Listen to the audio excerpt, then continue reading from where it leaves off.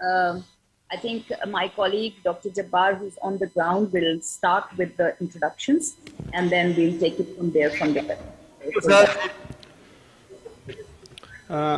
Good morning. I'm Dr. Jabbar, and I and Dr. Amber will be hosting this session. She's live from Lahore. You know, peripheral arterial disease is very common but neglected, and we can save a lot of limbs if we focus on. And I'm glad that for the last 2 years, couple of years, the Pakistan Live have given a special session for peripheral arterial disease. Now, I will introduce the panel. We have a panel from Pakistan, and there are panelists who will be online virtually from Turkey mainly. And then we have a speaker from Korea, USA, and Turkey. So I will invite the panelist, chairperson, Dr. Naveedullah, Dr. Bashir Hanif, OMB कर देंगे, ठीक है ना? Wire both and then OM. Masood Ahmad,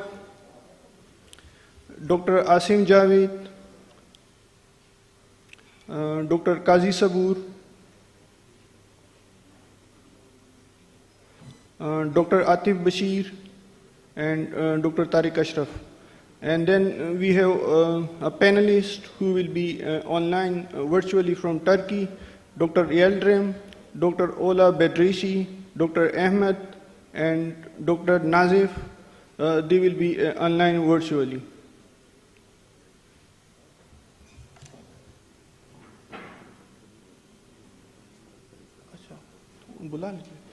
And Dr. Waqar, he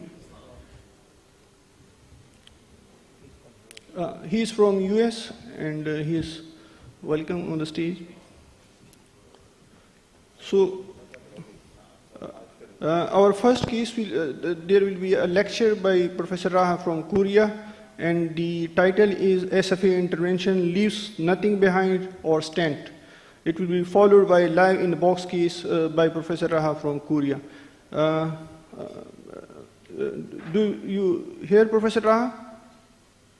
Can you hear us? Hi. Can you hear me? Can you hear me?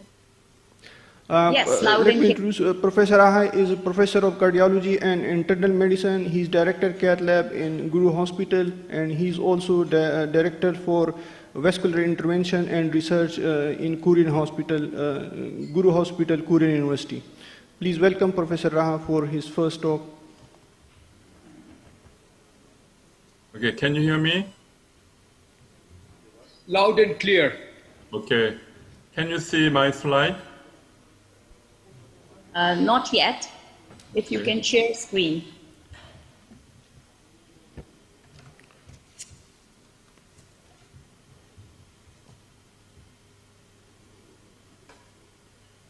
We still can't see your slides. Yeah, it's coming now. Yeah. Can you see? Yes. Yeah, we can see you.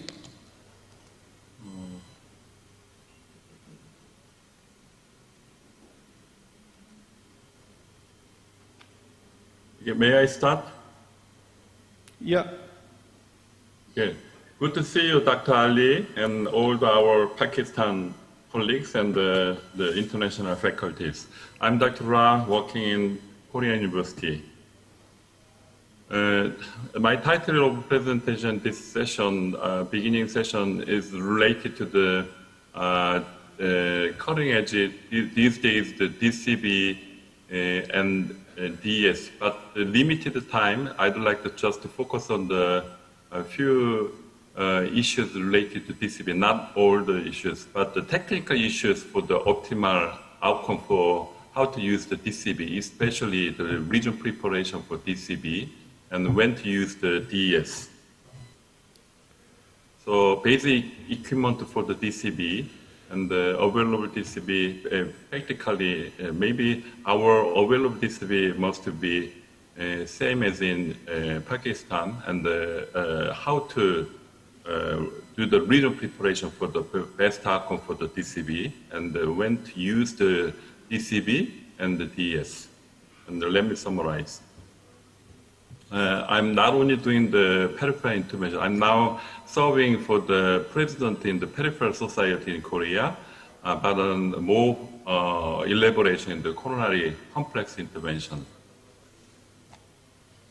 So these days, iliofemoral CTO and iliofemoral intervention, now the intervention skill and technology and devices are becoming more slender. It means that most of the devices we are using 5 French or 6 French ipsilateral contralateral approach.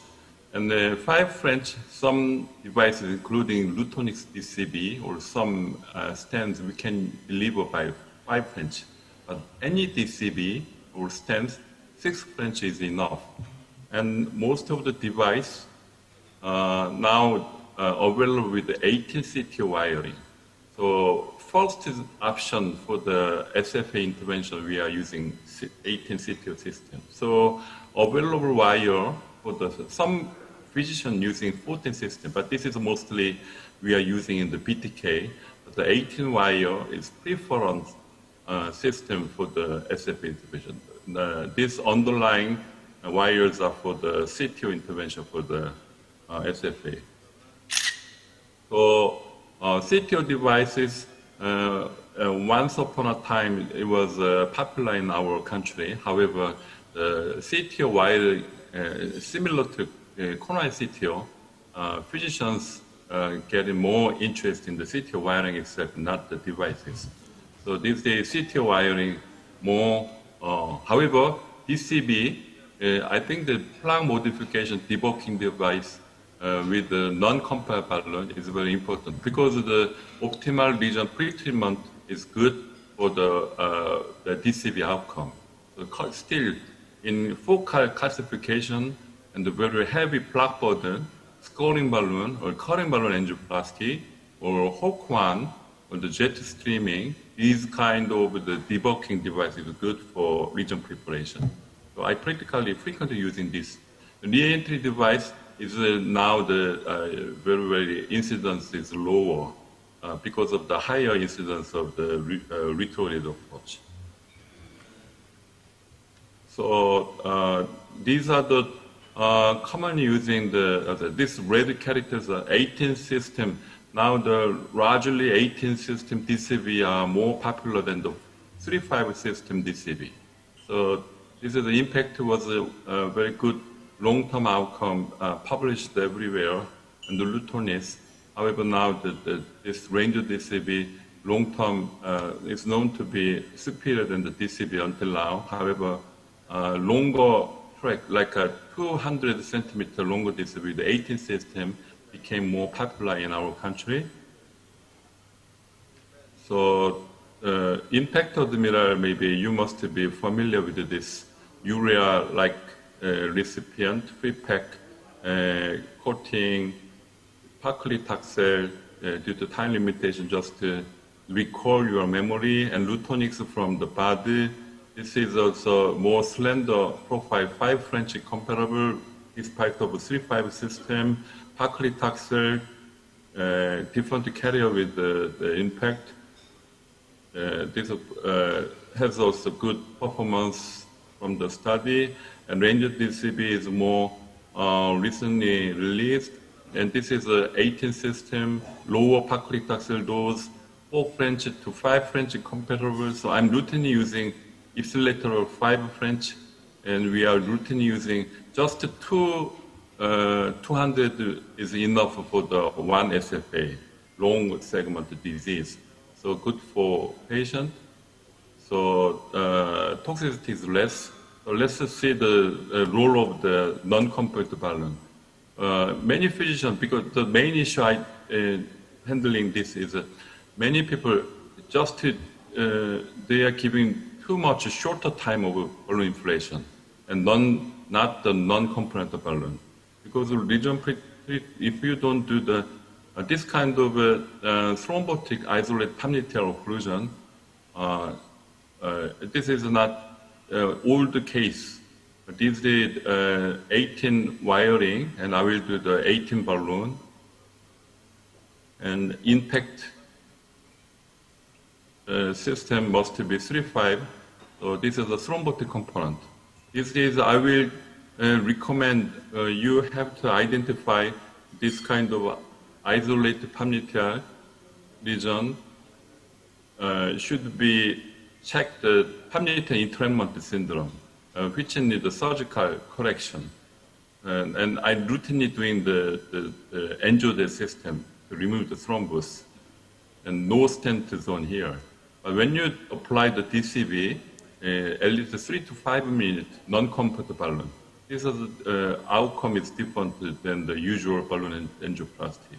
Then you can just draw coating balloon, then outcome must be better. So NC balloon role is important. Another case, calcified SFA. This is a focal calcification here. Looks simple, but if you do the just balloon cross, wire crossing, and do the this is a fluoroscopic heavy calcification, and exchange 18 wire and crossing the angio catheter and changing to 3-5 system. And balloon angioplasty. This is the usual semi-compliant balloon. And after the semi-compliant balloon, 2 minutes, still you can see the residual dissection and the recoil. After this, you cannot calm down this lesion and you cannot finish with the DCB. You must do the stenting.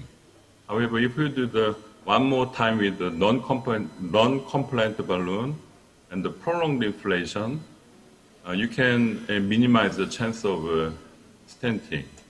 So when you do this, when you want to avoid the stenting, I recommend the prolonged inflation with the non-compliant balloon. Then check the result. Then you can get more nice result.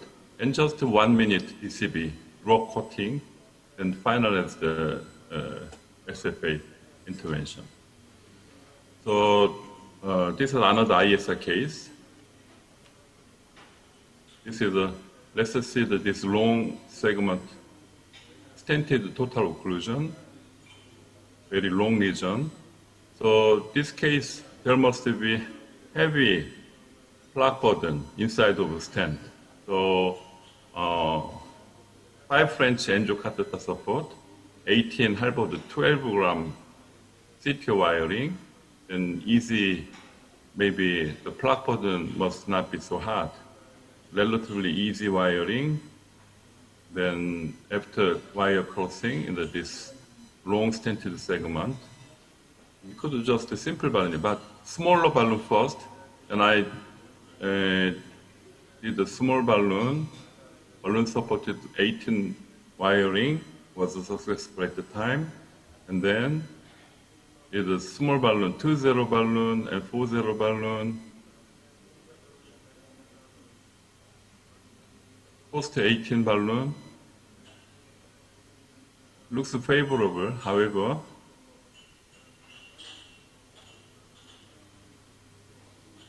it's better to do the scoring balloon after this. The longer segment, scoring balloon. After scoring balloon, you can see much more plaque modification result. And then NC balloon. Definitely longer NC balloon. And you can make a smooth contour and smooth surface on the after plaque scoring. And then this is a post-NC balloon. Despite of the longer ISR lesion, you can get more good minimal luminal diameter.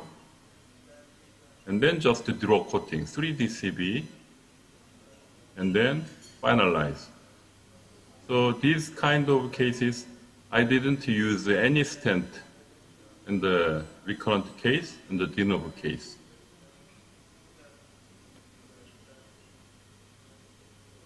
So for the use of stents, these are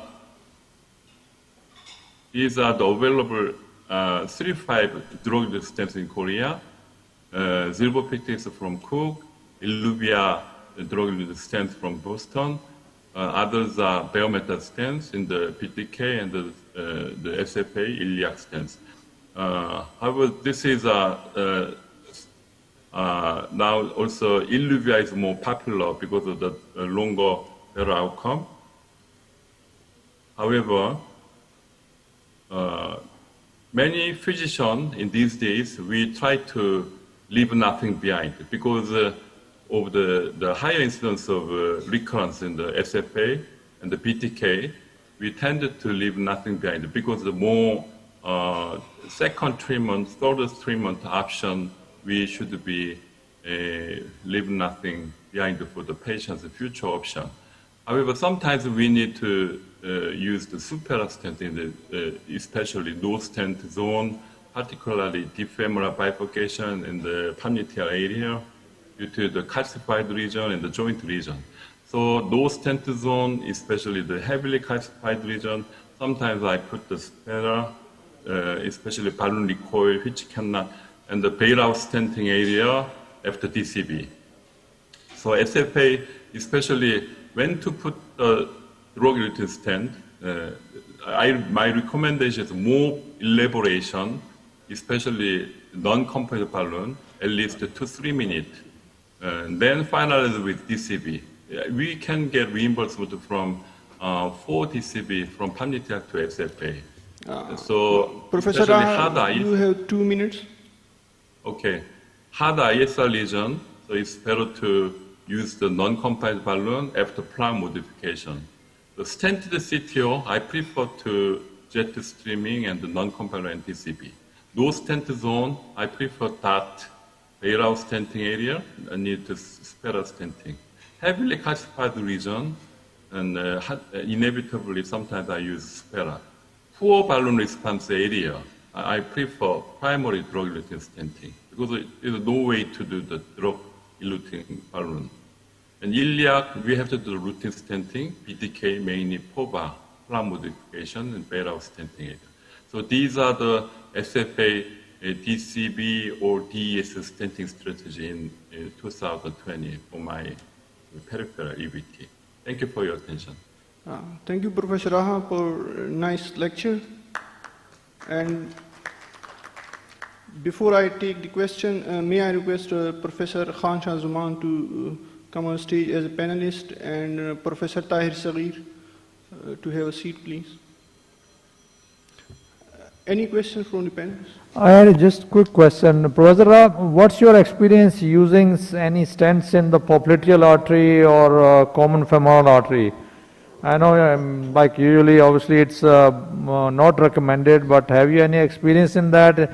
If you have kind of a flow limiting dissection in those areas, have you used one, and if you do, which one?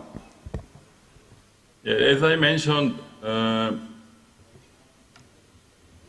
I try to maximum effort to not to stent. However, in bailout situation, despite of the no stent zone, I'm trying to do the DCB first. Then plus bare metal stenting is allowed in our reimbursement program. So I'm implant Superstent in the palmitial area because that is resistant to fracture. So Superstent, and the problem is the proximal common femoral bifurcation. The supera size reference is limited. That has until 6.5 millimeter. Some relatively bigger body figure, the common femoral and the proximal SFA size is bigger than 6.5. Then must be undersized. So in the case, I'm doing the primary drug-eluting stenting in the proximal SFA, the bigger silver PTS or the bigger Illuvia stent. So, Dr. Rao, I have a question as well. There was a lot of debate in the last year about paclitaxel being adverse to cardiovascular, paclitaxel-coated, drug-coated balloons in the legs, causing adverse cardiovascular events. It had a bad relationship. I know that last year then more trials came up. So what is your take on this conversation? Yes, good question. In Korean society, I'm currently, we regularly have many scientific meeting, we handled that issues. Many presentations regarding DES, DCB-related mortality issues, the many recent meta-analysis data, and all the presentations. However, no definite answer, no definite concrete conclusion. So now we, from my personal perspective and from the data released, we are not concerning about mortality. No definite consistent evidence. So we can say that that is really related to the association of reduced incidence of restenosis. That is sure. However, mortality issue, that is not, we cannot confirm still. We are not 100% sure about that issue. So that is case by case, and maybe it depends on the situation of the patient, based on the patient subset. And are there better Limus family stents, balloons coming up for the SFA, or even below knee? Below knee is still, because of the DCB issue in the below knee, still the efficacy is not proven. Partly, some small subset of study, they reported successful, but the overall still negative. Many studies are negative, long term especially. So still, we need to wait for the larger data and the longer follow-up data and the new device data. Still, the mainstay must be mainly balloon angioplasty alone and the bailout focal drug-induced stenting. Recently, we reported the balloon versus BTK stent, mainly by the bare metal stent. But still, balloon angioplasty alone must be the higher, better outcome. The BTK, the next maybe present will handle this. However, the BTK main issue is the limb salvage, and not the long-term, the beautiful anatomic fixation and the long-term outcome. So, my question to Dr. Amber, Rao please, is, we have to move on to the next, and just quick question from Dr. Asim, and then we'll move on, please. so my question is complementary to the first question. This is regarding common femoral artery and popliteal disease. So we don't have Supera available here. Would you say that surgery should be choice one, where the involvement of common femoral and popliteal is there? Because if you have a flow-limiting dissection post-ballooning, then you're committed to stenting, and we only have stents like wall stents available with us, which may not be the most appropriate stents for these joint areas. So what would you suggest? Do you have a drug-induced stents? I think You no. don't have? No. Yes, we have peripheral drug-eluting stent. We have silver. Okay. Then maybe I think that you can choose the drug-induced stents in the common femoral, deep femoral bifurcation. Or you can do the hybrid stent. In Korea, some group of vascular surgeons, they are choosing hybrid treatment. It means that hybrid endoarterectomy in the deep femoral bifurcation area. The excision of the plaque in the common femoral area and inflow and the outflow area, angioplasty or plus minus DCB or plus minus stenting. The common femoral area, similar to arterial endoarterectomy, they are doing the endoarterectomy. That is a hybrid management in the deep femoral bifurcation. Some vascular surgeons, they prefer to do that. You may choose that kind of hybrid strategy by the local excision in that area. However, only intervention alone strategy, you may choose maximum plaque modification. For example, the focal disease, cutting angioplasty, or the plaque excision, prefer to dot. Then, I think best outcome is hook one, purple hook or silver hook, and then or cutting balloon angioplasty and the TCB and non-compliant balloon, long time, 5 minutes. then most of lesion, maybe you can come down and then finalize with the DCB. That is my good clinical experience. If you cannot do the complete come down, then just primary drug using stenting. That is a common femoral strategy. I think we don't have any more questions. Professor Rahal, now you can have your live inbox case of SFA intervention. Thank you very much for your nice presentation. Okay, then can I go for the second?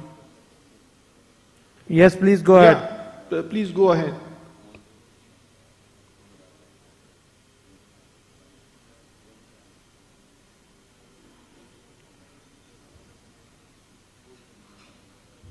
Can you see the slide? Yes. Movie? Yeah. Okay. First of all, I have to say I'm sorry for this is some kind of repeat video because I didn't have enough time to call a person to make a recording for the live in a box. If this is a kind of a slide present, I can make a slide, but the video live I must call our people to make a recording. So this is a CTO, this is SFA CTO, because the title must be same as the SFA CTO live. This was taken at the Angkor Seoul meeting, one of the interventional meeting held in Seoul. So title is the same. So I briefly show this SFA case and we'll discuss together. This is a right SFA CTO. First of all, left femoral approach. This is the Omni catheter, 5 French. Then Peripheral wire, just for the crossover technique. This is a hook or cordis Omni catheter, provide more strong support. Can you see the video? Yes. Okay. Then deliver this soft wire. Then I prefer 6 French answer 1. This baseline image. Deep femoral angle of SFA os total occlusion. Then reconstitution of the distal SFA. From os to the distal 1/3 remain, and some body big appearance of the tear. So this point, these days I prefer to the intraluminal CT wiring.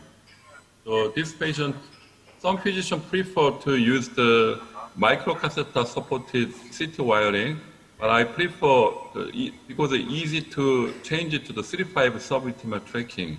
So I prefer to, inside of 6 French, 5 French MP1 catheter, multipurpose 1 catheter, and starting 8 French, 18 system connect flex. This is a good CTO wire, my first option, because connect flex is hydrophilic, 12 gram. It's never going outside of a vessel. So why? This is a very, very safe. So this can go zigzag, but this cannot going outside. So it's very safe. So this wire technique sometimes is going to be in the subintimal space, but through the invisible channel, this can navigate into the re-entry into the vascular space, the intraluminal space. The one limitation is this: if the tissue is really hard enough, this 5 French angiocatheter cannot smoothly follow to provide the support. However, most of cases, this can go like this much and provide support, and you can continue the CT wiring. And along with this angiocatheter, you can push this ANSEC guiding sheath to provide the double support. And during this wire support, wire becoming, getting deformed, then real CT wiring, you may have some difficulties. Then you can change the wire to same wire or little more stiffer, more controllable wire. Then I think this wiring was not easy with this wire, so some effort. The same wire, I felt this wire tended to going outside of distal stump, or continuous going outside. You can see the wire probing going outside. So this situation, sometimes guiding position at this point, you cannot check the collateral angiography to the accurate position of the wire compared to the distal stump. So you have to pull back this guiding catheter outside of deep femoral bifurcation level and check. Then for the better control, I chose an 18 halberd guide wire. This has a 12 gram, and you can see a dense shaft. This is the same 12 gram, however, shaft support is much stronger than the connector flex. So this is my second choice after connector flex. So main reason of second choice of this is to directional, intentional redirection to the distal true lumen. However, still I cannot feel the free motion. Similar to coronary CTO, you have to try to redirect into the little bit different direction, try to control. However, this peripheral SFA CTO redirection, repuncture is really difficult. Even you are using the next choice, we can do the repuncture by the next CTO wiring, we can escalate to the Astata series. Astata SFA 18 system has 30 gram team load, strongest, 30 gram. Even 30 gram repuncture to here is really difficult. That's why they developed re-entry catheter. You can imagine the outback catheter, they are using real needle. It means that this fiber of the tissue repuncture with the CT wire is really difficult. Really difficult. So CT wiring repuncture is really difficult. So once you do, some cases, the dissected flap or some communication are present. You may try some attempt. However, several attempts you fail, and just it's better to use the re-entry device or use retroid approach. So this is the situation, I stop and decide to the retroid approach. You can see that this is why your tip is in the subintimal space. The main reason not doing the integrate more maximum effort is I want to do the isolate the CTO segment, not the extension of anterior dissection. It means that I don't want to anterior dissection extension because of I want to save the pannital area, not to extend dissection extension. We want to extend the stent length longer to the knee joint area. So this is a good demonstration. Leave the sports lumen and you have the information. You can see it.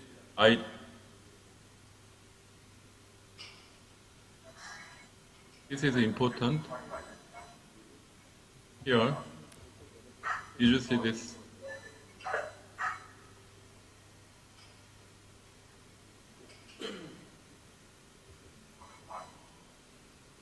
When you see the image? Yeah.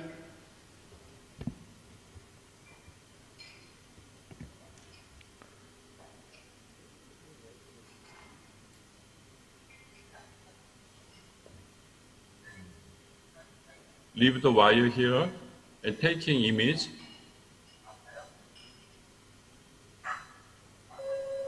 Here.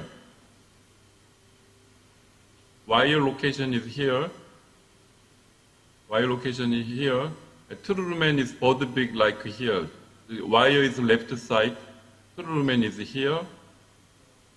So along with this, you can decide the puncture site.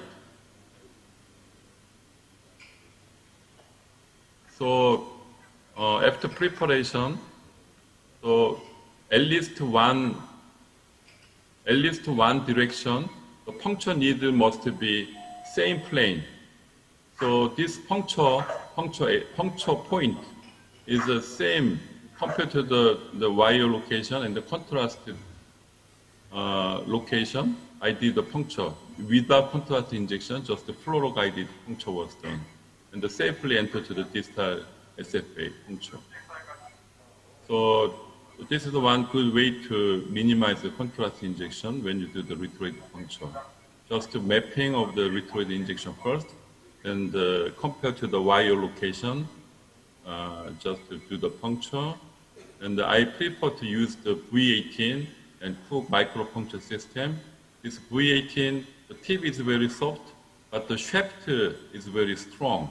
So this strong shaft provides good support in the soft tissue to the SFA and provide good support to deliver the microcatheter.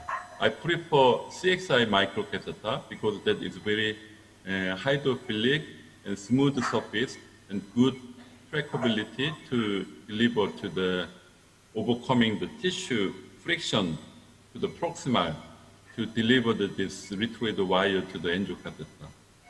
So once you follow the retroid wire by the microcatheter, it's better to do the wire externalization. However, sometimes this is all subintimal space. This follow the guiding sheath. So retroid microcatheter sending into the guiding sheath is not easy. So bare wire externalization into the guiding catheter is not always easy. So sometimes we need to deliver the angulated catheter and sending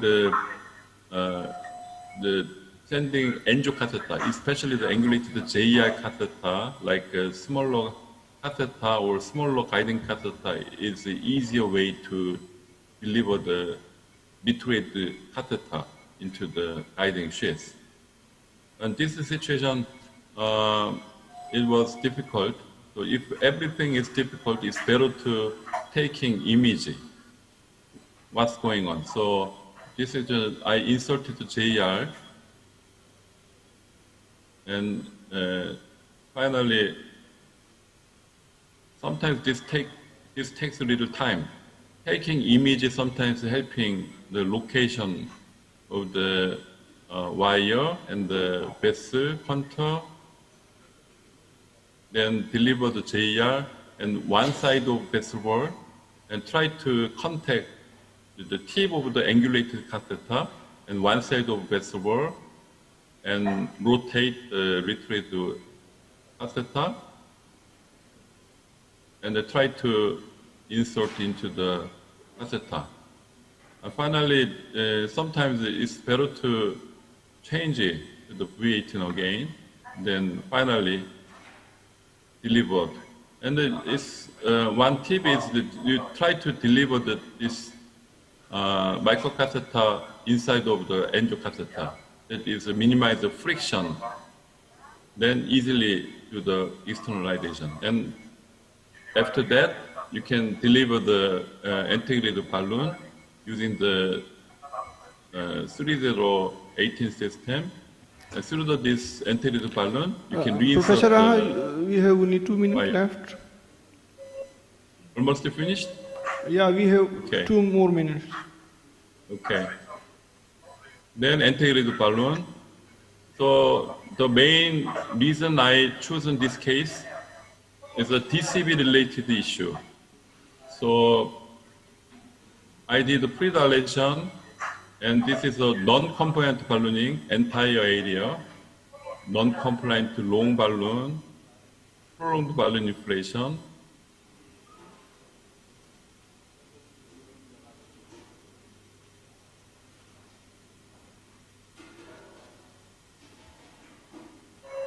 Then you can see this is a immediate after non-compliant ballooning. You can see good result. So this kind of immediate result you can get after good lesion preparation. And this is a range of DCB, 200 millimeter DCB application. Peel off it's better to not to touch the drug. So peel off and the 200 millimeter DCB delivery. And this is 200, just two drug coating for the entire DCB, 2 DCB. Then this is the final shot. Now you can see the 2 times of just NC balloon angioplasty. This is the final shot of the 2 DCB. So nothing left behind. 2 DCB application, no stent, and nothing left. So this is my usual practice. So this is the related live in a box related to my first talk. So I'd like to emphasize today's presentation that SFA intervention, our best effort should be the best lesion preparation, and the DCB alone strategy, if possible, then only bailout stenting is allowed if DCB strategy is failed. This is a good live demonstration sample for these issues. Thank you for your attention. Thank you, Professor Raha, for your just a short question. nice case. And it was a really challenging case, but you did it masterly. Now I will request Professor Amber Malik to take the mic and take the other cases from Turkey and US. Thank you very much. Okay. Thank you very much, Dr. Jabbar, and thank you very much, Dr. Ra, for an excellent demonstration and presentation of a very long CTO segment outside anticipate growth, wire escalation, retrograde approach, and then exteriorization. Very nicely and succinctly done, and of course the use of PCB, which we do not have so much impact. And a beautiful result at the end.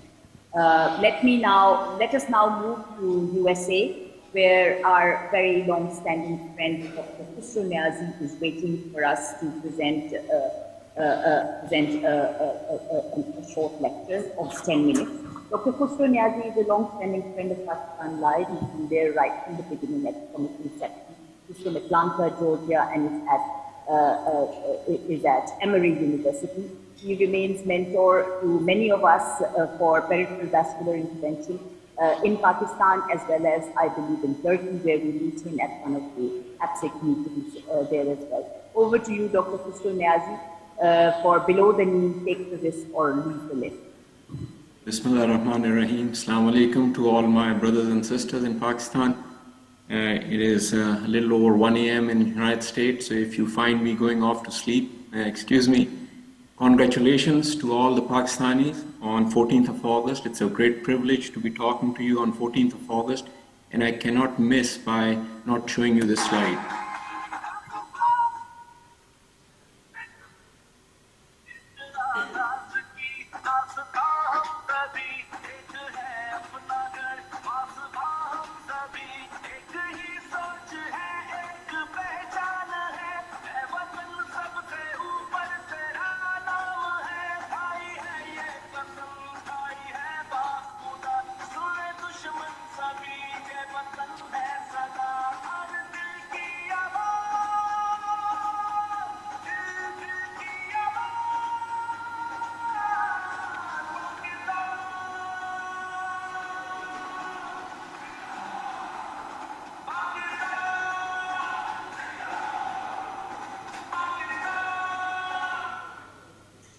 Okay, so these are my disclosures. I will try to go quickly. I know because of the time constraints, I will try to help you guys catch up on some time. These are my research grants that we are currently involved in clinical trials at Emory University. So in the first half, I'm just going to go over my technique of doing below the knee intervention and basically cover what devices and things, how I do approach the patients with below the knee, and then discuss some of the indications. So first of all, I think it's very important for people who, my slides are frozen, indication. So it's imperative, I think, when we take patients below the knee, then what are we trying to treat? Are we trying to treat claudication, or are we trying to treat critical limb ischemia?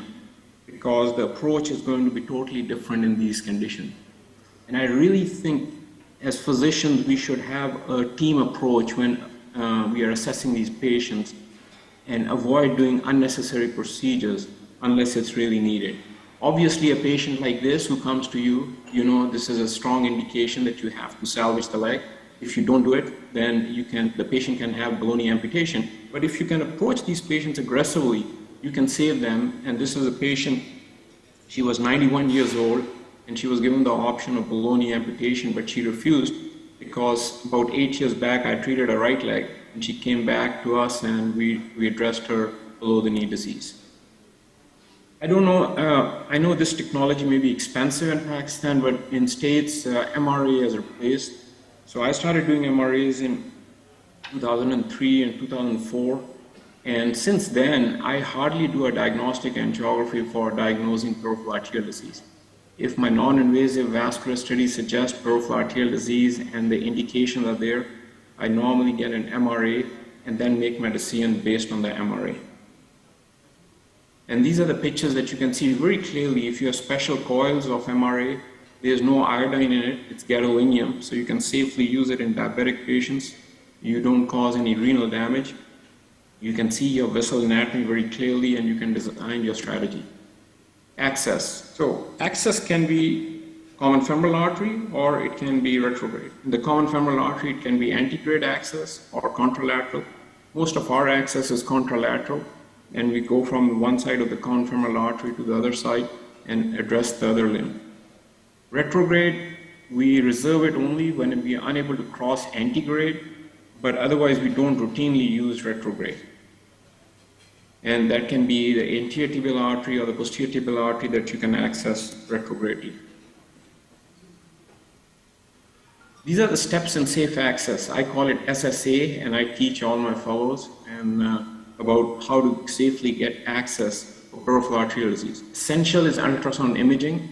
I joined Emory in 2003, and at that time I was doing ultrasound imaging to access the common femoral artery for my coronary cases and peripheral cases.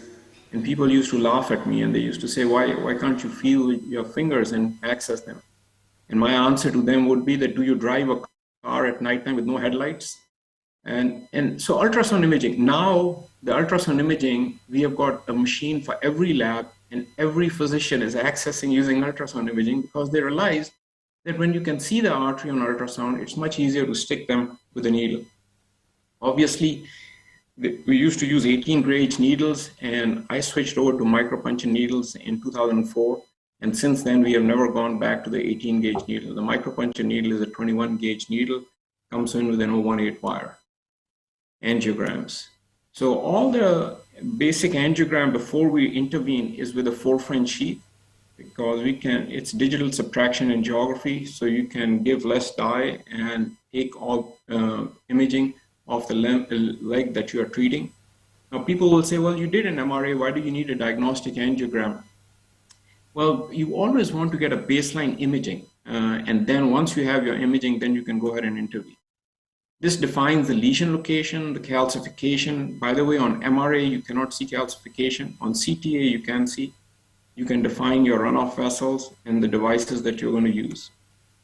What are the devices that we use? So my approach is basically a CTO. If it's a CTO, is it a CTO or is it not a CTO? If it's not a CTO, how much calcification there is? If there's no calcification, then lesion preparation, and I usually use directional atherectomy with a hawk or silver hawk. And following that with the chocolate balloon, which is a balloon which has got wires on the outside. If I don't have a chocolate, I will use an ultrascope balloon, which has got 2 wires on the balloon. And then I will use a drug-coated balloon depending if the patient is a complex lesion or the access site was a problem or it's a restenotic lesion. But I don't use drug-coated balloon on every patient. In severe calcification, the lesion preparation is done with Shockwave. Before the Shockwave balloon became available, we were using CSI for heavy calcification. But since the Shockwave has become available, I've hardly used the CSI. And again, after the Shockwave balloon, a chocolate balloon. and probably a drug-coated balloon because it's a calcified lesion and the restenosis rate is going to be higher. If it's a CTO, then obviously you can use the support catheters, the wires, re-entry devices, and a retrograde approach is always available. And crossing devices, viants, we can use. Sheets, all the interventions that we do are through the 6 French sheets because most of the devices go through a 6 French sheet, so we hardly have to upsize to a 7 or 8 French sheet. And in the last few minutes, I'm just going to talk about revascularization for claudication. And this is the recommendation from the American College of Cardiology and the American Heart Association. It's a two-way indication for claudication if your patient does not have critical limb ischemia for patients with lifestyle-limiting claudication with an inadequate response to directed medical therapy. So you have to give some medical therapy, and if that fails and the patient is still having lifestyle-limiting claudication, then it's a 2A recommendation. Now over here, this is again for claudication. So remember, we are talking claudication. It's a type 1 indication to go ahead and proceed if again there's lifestyle-limiting claudication and there's a significant aortoiliac occlusive disease. However, if there's femoropopliteal disease, it becomes a 2A indication, but again, lifestyle-limiting claudication. In asymptomatic patients, there is really no indication to approach these patients. And for infrapopliteal disease, it's a 2B. We don't have enough data to make this a 2A yet.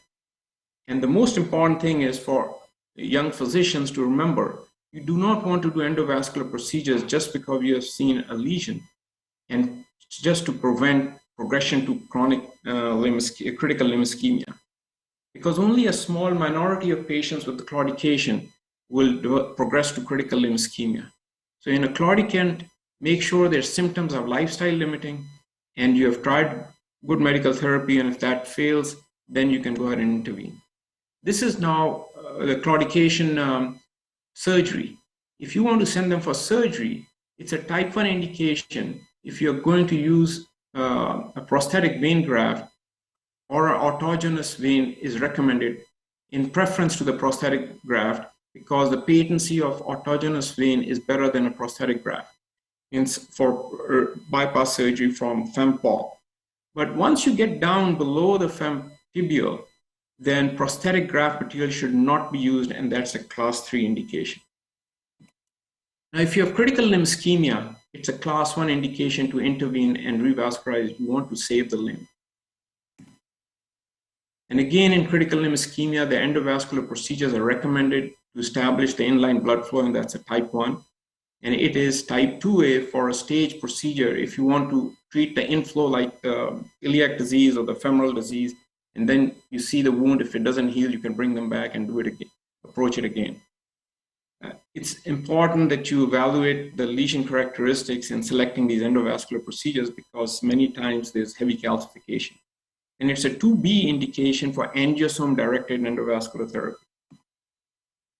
This is a slide that was, article came out in 2017 looking at critical limb ischemia. This is not claudicants, but in critical limb ischemia, comparing infrageniculate extremity bypass versus peripheral vascular interventions. And infrageniculate means below the knee. So the 1-year primary patency was better for patients who are undergoing a peripheral vascular intervention. Thank you. Any questions before I move on to the live in a box case? Just one. Sorry, Amber. I just have one quick question. Husro, this is Bashir. First of all, thank you very much for being awake so late at night for this session, and we really appreciate that. I had a question. Just a short question from me. Okay. So morning from Turkey. Okay. Especially the last session, Professor Ra said that the use of the non-compliant balloon is very important for the SFA lesion. So for the below the knee, should we perform the dilatation with the non-compliant balloon routinely? What's your opinion about this? Dr. Ahmed, I normally below the knee or above the knee. The balloon that I use is a chocolate balloon. And my strategy is that low pressure inflation for long 5 to 10 minutes of inflation. That way you can avoid dissections. and you can avoid stenting. I do not believe in stenting in the infrainguinal region. So I don't use plain balloons. The only time the plain balloon is used is if it's a drug-coated balloon, but otherwise I always prep the lesion with a chocolate balloon. Okay, thank you. So you suggest that inflate the balloon slowly with a long time. Yes, So like slow and long. Yeah. Yeah, 3 to 4 atmospheres max, and inflate it for 5 to 10 minutes. Go and get a cup of tea, and then come back and deflate the balloon. So I had this very basic question. When you are performing angiography with a 4 French sheath or catheter, you can get very good images when you go to the contralateral site. If you take a catheter down up to the knee area, and you can get very good pictures below the knee. But when you are doing the ipsilateral pictures through the sheath, especially if there is a critical disease or CTO, you don't get that good pictures below the knee when you inject through the sheath on the same side. Do you have any advice or tips or tricks on that, how to do that? So, that's a great question. What happens is, Bashir, that when you are antegrade, you are obviously beyond the region of the deep femoral artery or the profunda femoris. So you're going to only fill the SFA, and because your sheath is probably, at least, 10 centimeters or 8 centimeters into the SFA. And so you will not be able to see if especially if there's a CTO in the SFA, you will not be able to see the distal below the knee vessels. But many times the collaterals are also arising above the CTO and the SFA. They can fill something. But you're right, the imaging becomes challenging. But as I said, we always get an MRA before we proceed with angiography. So we have a pretty good idea. But no, I don't have any explanation. Unless you can fill the profunda, you will not be able to see below the knee very well images. You can get some idea, but not very well images. Okay. So please move on to the next presentation. Yes, yeah. Can we, Dr. Khusro, move on to the live in box, and then we can take more questions? Sure, no problem. Okay, so live in a box.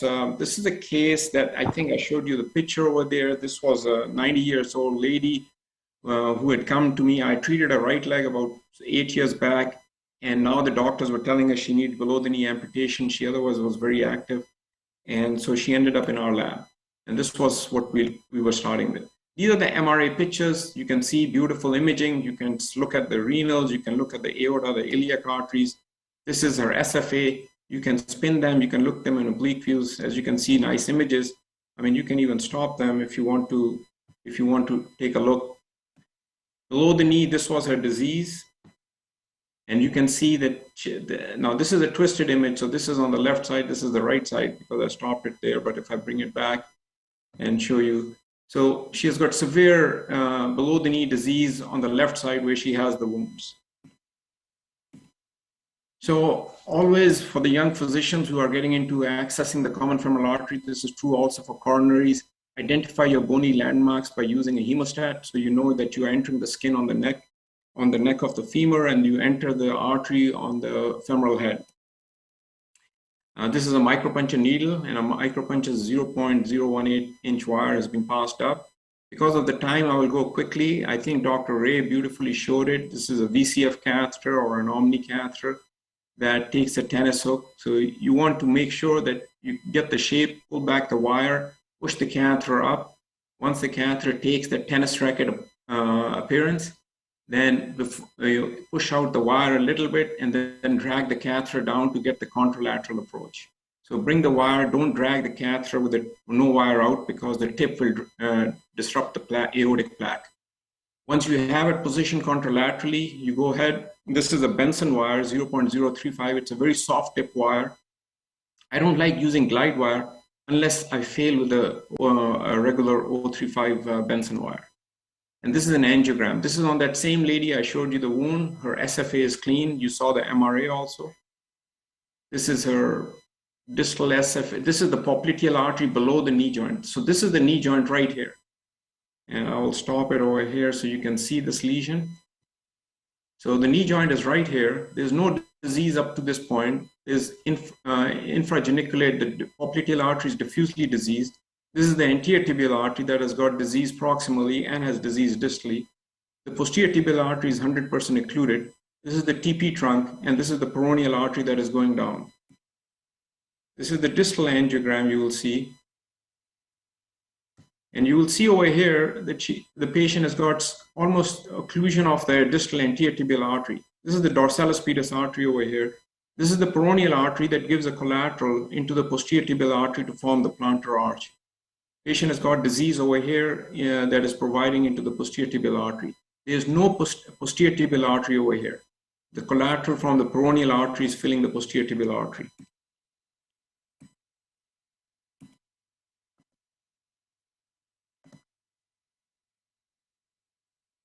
This is another picture showing you clearly the disease that is present, and this is a foot picture. And you can see the posterior tibial artery is being filled by the collateral from the peroneal artery. This is the dorsalis pedis artery, and the distal anterior tibial artery is 100% occluded. What you see is all these collaterals over here. Be very careful. You don't want to enter these collaterals and rupture them. If you have a perforation below the knee, that is a disaster. So be very careful when you're navigating these vessels.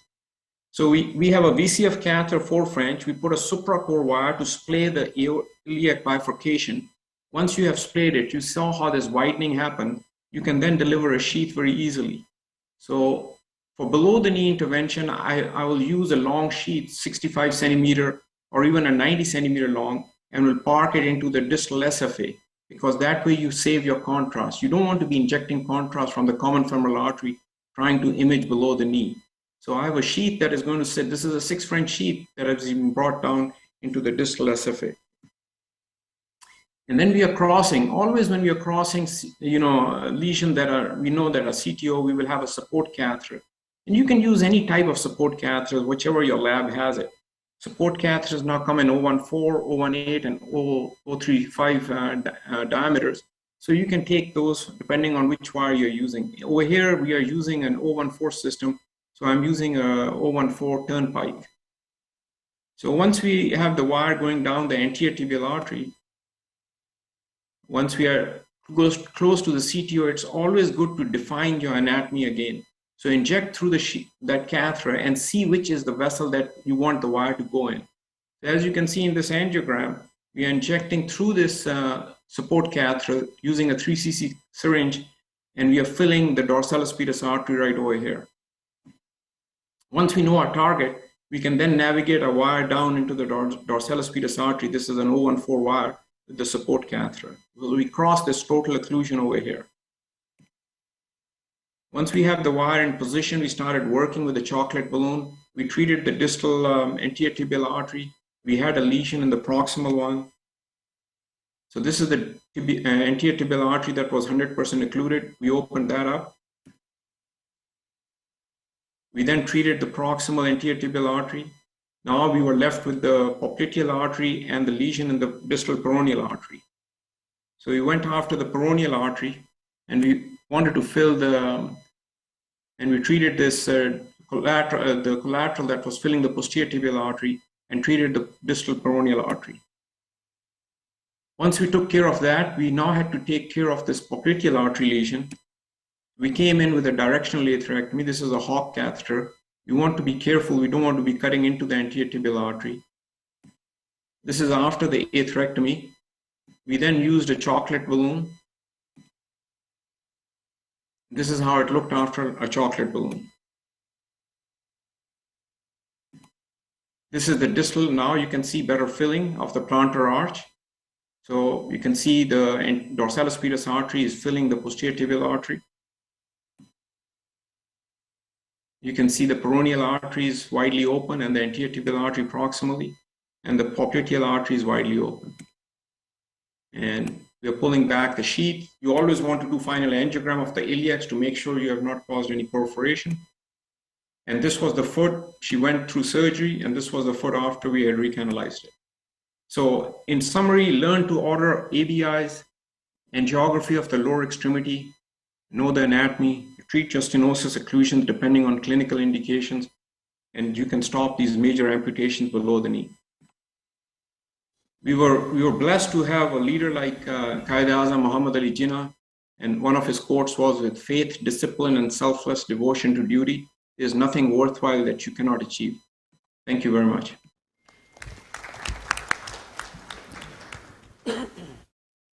Thank you, Dr. Khusro. That was a really great demonstration of below-knee intervention. I think a great learning point that you should bring your sheath down right so that you can save on contrast, and even though you're coming contralateral. So instead of coming ipsilateral, you can bring long sheets down right up to almost the popliteal, and then just before it and down into the SFA and work your way there. Also, for us poor countries where we do not have this atherectomy device, what will you use for, we don't have a chocolate balloon either, which I know is quite one of your favorite devices. What would you use for the popliteal here if you were in my lab? It's a challenging question because I'm so used to it, doing, prepping the lesion. I mean, if you really don't have a chocolate balloon, and if you don't have the Bard's balloon, which has 2 wires on the outside, ultrascore, which is called, then I think you're really stuck with balloon. But with the balloon angioplasty, I think you just be careful. Do low inflations and prolonged inflations. Don't go too high on the atmospheres. I think you can avoid, the goal is to avoid a dissection because you don't want to be putting stents. So, that's a very challenging thing. If you're just going to be treating lesion prepping with a plain balloon, my only recommendation would be that don't go high pressure and just inflate the balloon for 8 to 10 minutes and see what your results are. Thank Dr. Amber Vakar here. Thank you, Khusro. I'm sorry, actually, we are running short of time. Oh, you have said. In Pakistan, you can use a rotablator. That will also do the same thing. You can do rotational atherectomy, and then you can do balloon angioplasty after that. And you guys have rota, and you have good experience in it, so you have all the burrs. Okay. There was calcification in the pop, so I have no problem in using that. Thank you. Thank you very much. I'm sorry we are running short of time. We have to move on. We're already behind time a little bit, which is unusual for Pakistan Live. Anyway, I think thank you very much, Khusro, again for staying so late. And our next speaker, I really can't thank him enough. It's like 2 a.m. Over there, and he's still awake and awaiting. It's Dr. Joseph Ingracia, who's an interventional cardiologist and director of vascular and endovascular medicine at Hartford Hospital in Connecticut. So he's going to talk about aortoiliac interventions, to cut or not to cut, surgical versus catheter intervention. Dr. Ingracia, please go ahead. Thank you very much once again. Okay, you can hear me and see my slides? Yes, we can hear you and see your slides as well. All right, great. So a lot of the stuff has been said already. The title of my talk is Aortoiliac Intervention.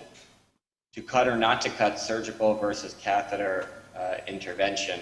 And I think, as you guys had just heard, very well point made, exercise therapy should really be the first line in claudicants. There was a study dedicated to specifically this population, patients with aortoiliac disease. And supervised exercise therapy was just as good as stent therapy. Now, there are some data sets that suggest that combining the two produce better outcomes, specifically with respect to quality of life.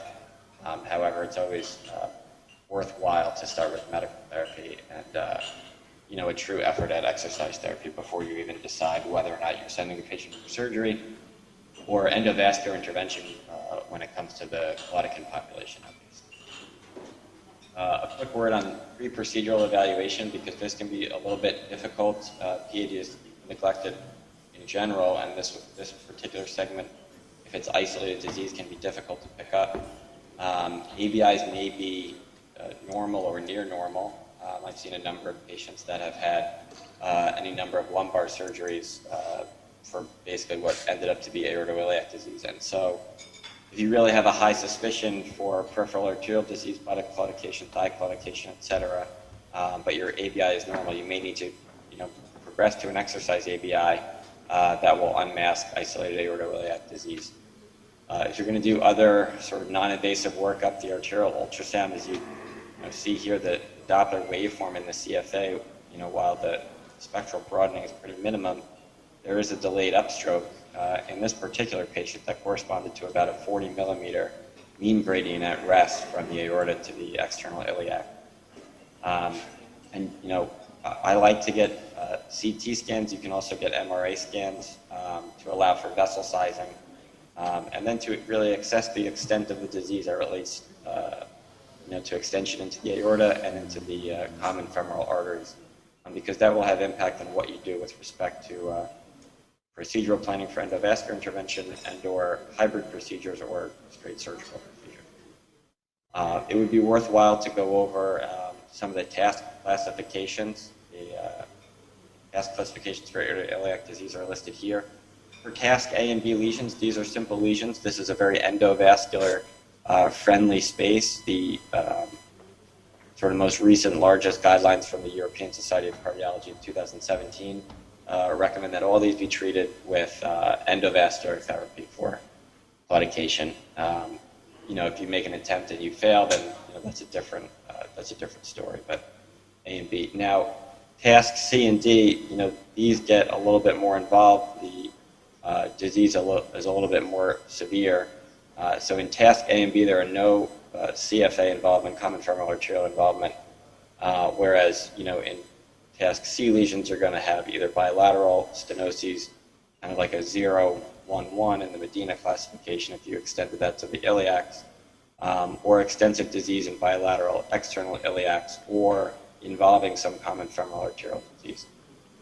Task D lesions, the most severe, sort of the Medina 1-1-1 or CT, chronic total occlusions, diffuse disease involving the bifurcation, diffuse disease involving the CFA, or concomitant aneurysmal disease. This is, like I was saying, the most up-to-date sort of international or national guidelines from the Europeans in 2017. And for those task A and B lesions, endovascular first is the winner of the day. In patients that are fit for surgery, you can consider them for aortobifemoral bypass, or you can do endovascular first. And I think if you're talking about dealing with patients with claudication, aortobifemoral bypass can be pretty morbid, and it would be worthwhile if you can possibly do it, to do endovascularly. I should note that there have been no studies comparing directly endo versus open bypass. There was a meta-analysis in 2013 that really looked at, these are all task C and D lesions, and they looked at 5,000 patients. These were a lot of studies that were retrospective cohorts, so this meta-analysis is fraught with problems, but I think that it supports some of the things that we kind of assume or would know with our intuition. You're going to pay a higher upfront cost with direct or open bypass, so your surgical mortality is going to be considerably higher for endovascular treatment. And a lot of people would say, well, let's stop right there. I think mortality that much higher, it's not really worth talking about.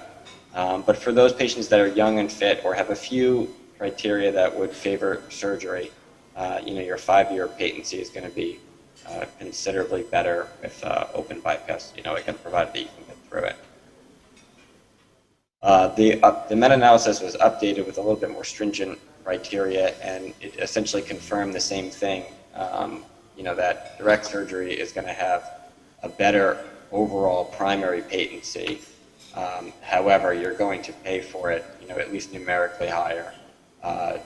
30-day mortality in hospital complication and longer hospital stays with surgical revascularization. So I think that we're really in an endo-friendly space, but there's a couple of times where I think when to cut or when to recommend that a patient have surgery would be certainly reasonable.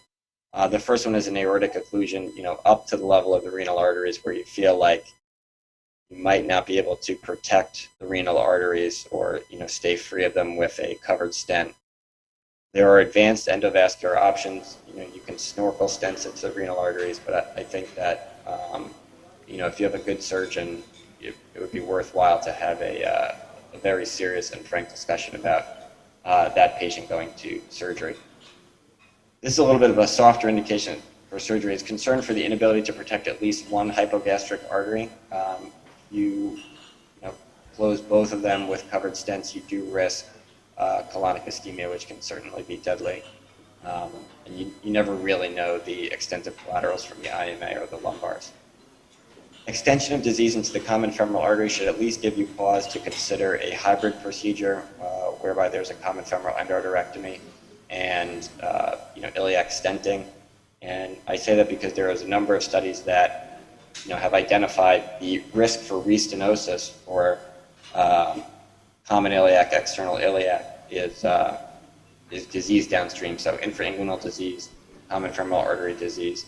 If you see that, you should have a pretty low threshold to treat it. So this may call for a hybrid procedure with your surgeon.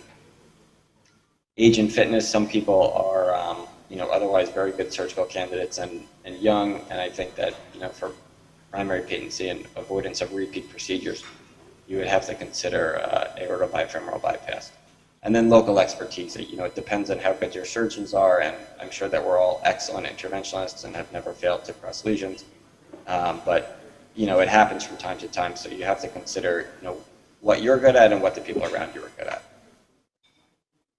Some procedural considerations, I would bear in mind future surgical options. So I would have a very, very high threshold to do any intervention on the CFA, the status of the hypogastric arteries. The sheath side for intended device delivery, you're dealing with actually bigger sheaths. A lot of the covered stents are going to require 7, some of them 8 French sheaths. So you have to know your equipment, what you have available, what the balloons can be, and what the stent grafts can be dilated up to. I think you guys have heard again and again, low atmosphere inflations for predilation. If you are going to deal with a rupture in an iliac artery, that's a potentially fatal and quickly fatal complication. So I think low atmosphere inflations are the way to go. And if you don't have any distal aortic involvement, you really want to preserve the native bifurcation so that it preserves your ability to go up and over, achieve contralateral access and treat the SFA, popliteal, and infrapopliteal vessels should the need ever arise. We're going to talk just briefly about some devices. The COBEST trial evaluated patients followed up to 5 years. Bare metal stents versus covered stents. Primary patency was evaluated and covered stents won. So I think that if you're going to be doing interventions in the common iliac, you should be using covered stents. You have 2 minutes, please. I'm sorry, 2 minutes. This was a technique first described in 2013. It's called the CRAB technique. It's a way to treat the aortoiliac sort of Medina 111 classification with covered stents.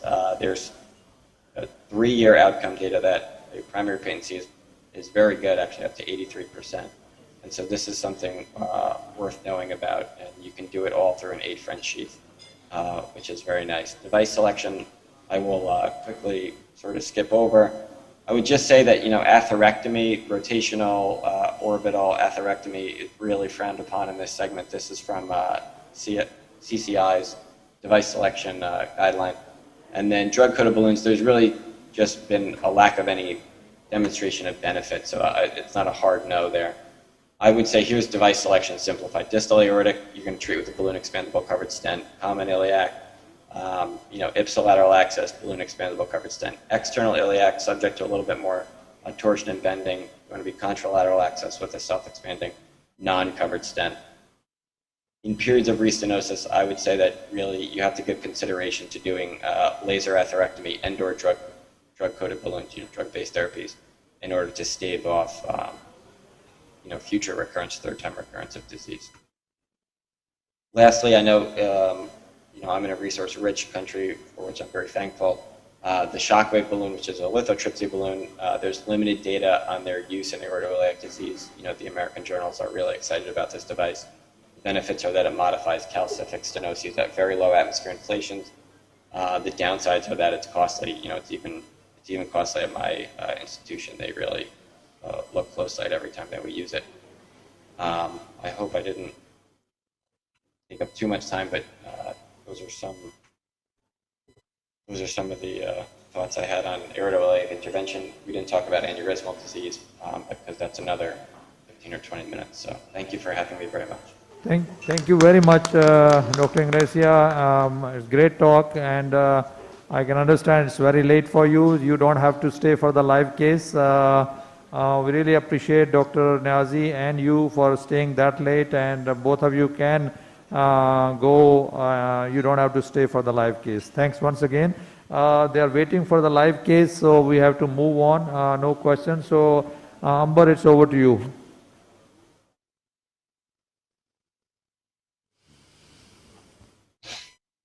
Amber, are you there?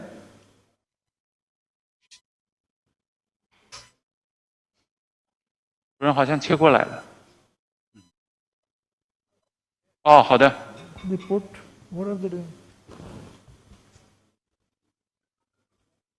Hello. Hello, this is Nanjing First Hospital. Can you hear me? Yes, thank you. Can you wait for a second? We were supposed to go to Turkey. Sure, no problem. No problem. Turkey first and then China. OK。稍微等一会儿，他让咱们还没到咱们。वो China चले गए हाँ तो क्या China 邀请主任吧。So we are happy to see China, but we'll come back to you in half an hour. Okay. So we have a peripheral case in Turkey waiting for us. Okay. Intervention there. So half an hour. Okay, sure, no problem. Right. Hello, Turkey. Can you hear us? Yeah, we can hear you. Amber, can you hear us? Yes, very well, thank you. So, can you introduce yourself? Yeah, of course. Yeah. So we are here again with another flourish case, and our plan was first to present an aortoiliac case. This is more than an aortoiliac case. This is more complex. This is a flourish case. So I just want to introduce you my team first. I am here with Nihat again, and we have our nurse Asuman and our fellow Shaban, and Yusuf is the other technician. So after this brief introduction, I would like to also summarize our case. This is a 40-year-old male. İlk slide. Birinci slide. The first slide, please. Yeah, this is a 40-year-old male patient. He smokes and has a claudican intermittent for 2 years. The walk distance is 100 meters.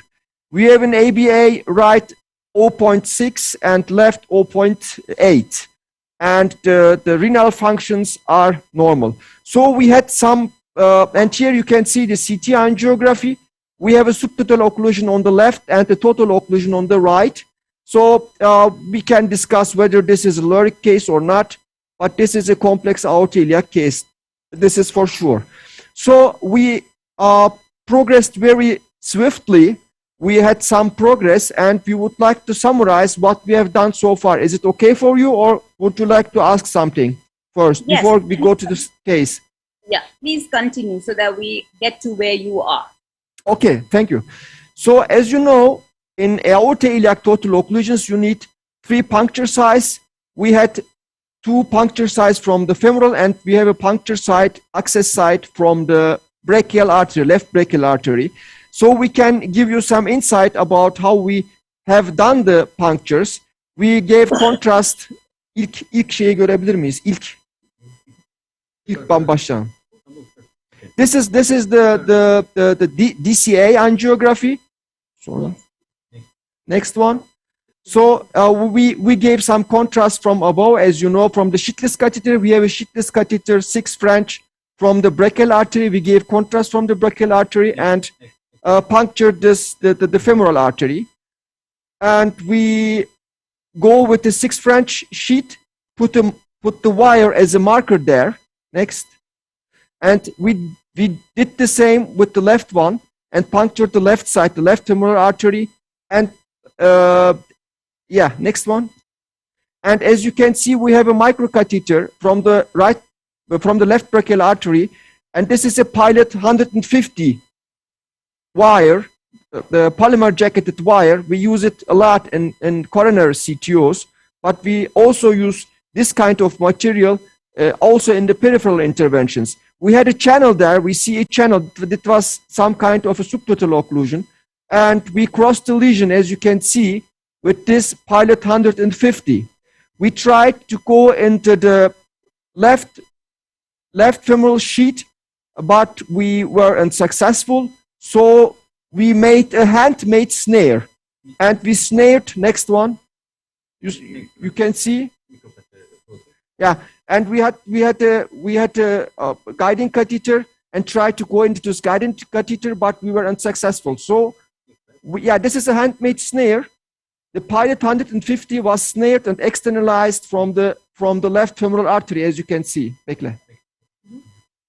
Now we externalized this wire, and the microcatheter followed this wire right into the femoral sheath.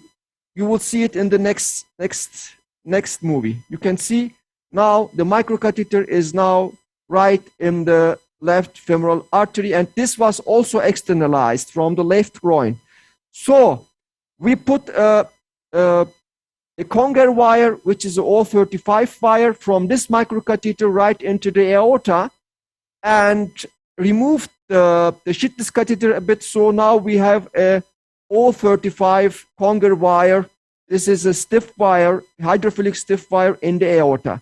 Now we are planning to cross the more complex one, the total occlusion, and this is where we are now. Any questions so far? Okay. So you can see now that our wire is in the aorta.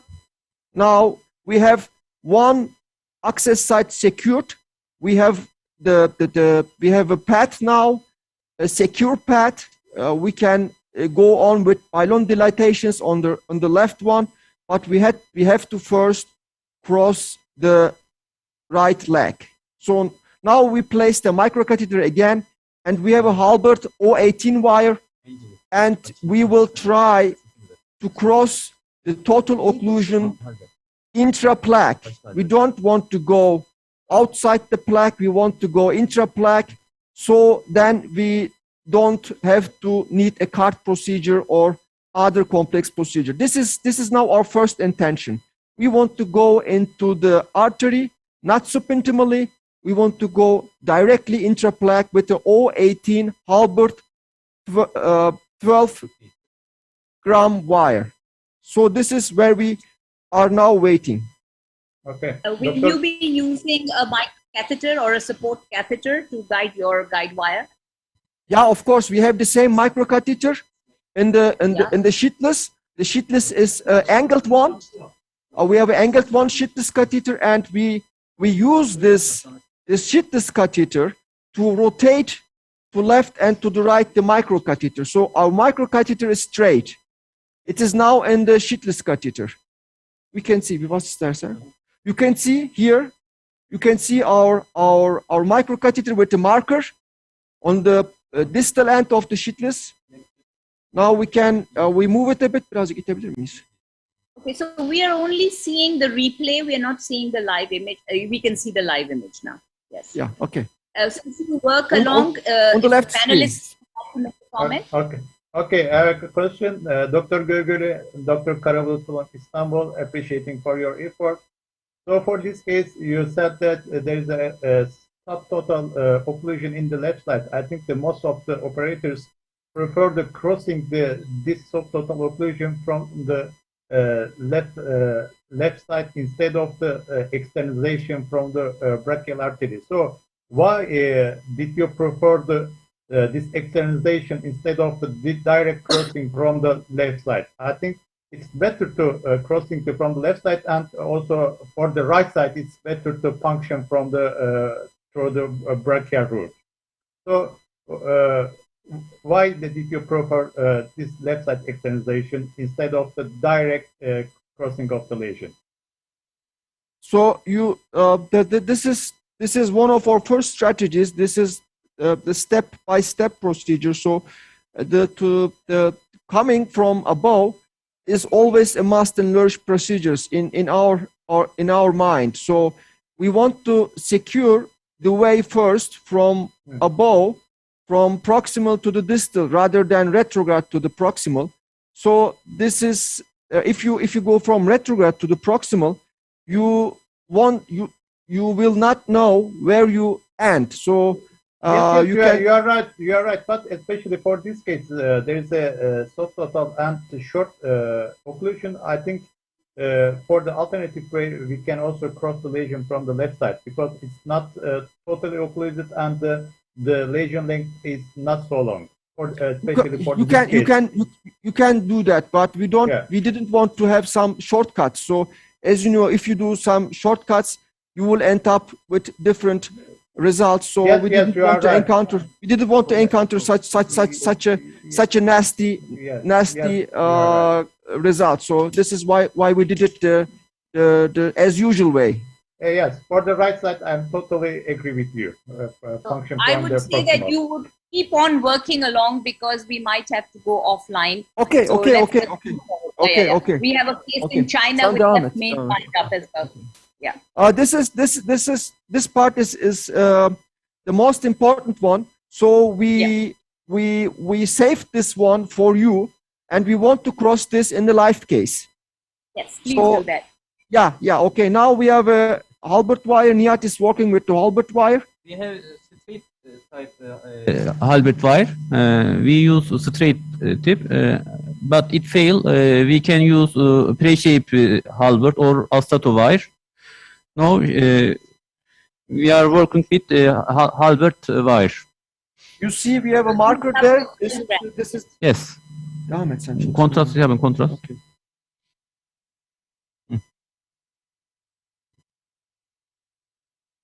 This is some tricky one. So maybe we will end up in the subintimal place, and we will see what will happen with this wire, how it behaves. And it is also, we are also wondering what this wire will do in this case. But as you see, we are trying to hit the marker, the wire marker, and he is almost there.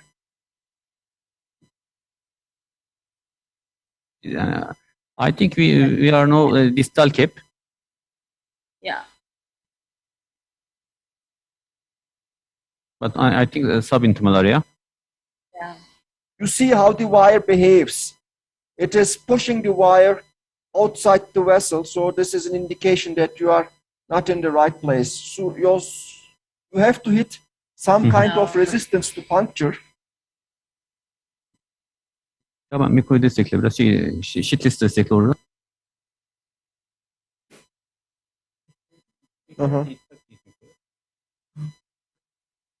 Shitless'i bas. Bir dakika shitless'i. Ben alayım. We have some kind we of need some problem. Support, yes. Yeah, we have some kind of backup problems here. So we push the shitless catheter and then try to cross at least the proximal part of the total occlusion. So we have better support. Bir antigrad puff alalım.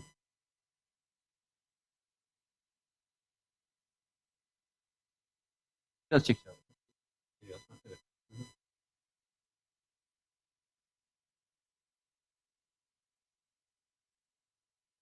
Of course, we have different plans in our mind. We have A, B, C plans. What's the B? Yeah, this is the plan A. So now we are,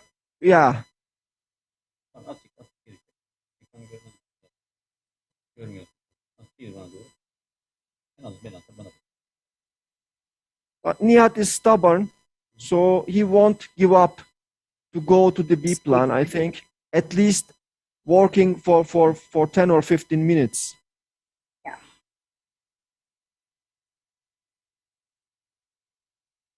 So, Dr. Görgülü, how much time is enough for just for the Halbert before the change the guide wire? So, I think the next step would be Astato.